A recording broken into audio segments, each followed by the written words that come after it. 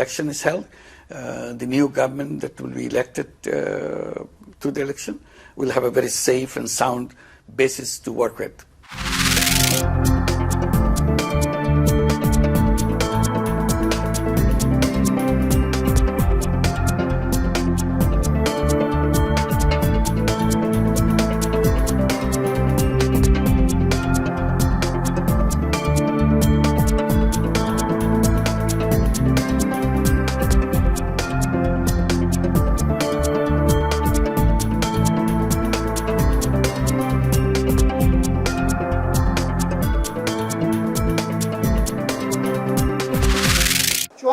বছর এই জাতিকে বিভিন্নভাবে ভাগ বিভক্ত টুকরা টুকরা করে রাখা হয়েছে।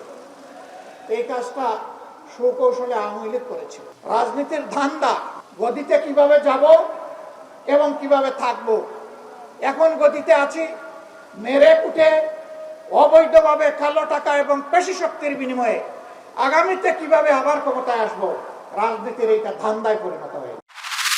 আওয়ামী লীগ বর্তমানে অপ্রাসঙ্গিক যতদিন না পর্যন্ত সে তার ভুল স্বীকার করবে, অপরাধ স্বীকার করবে এবং এই বিচার ব্যবস্থার মধ্য দিয়ে যাবে। আওয়ামী লীগকে যতভাবেই বলা হোক না কেন সেটা বাংলাদেশে কোনোভাবেই প্রাসঙ্গিক হবে না।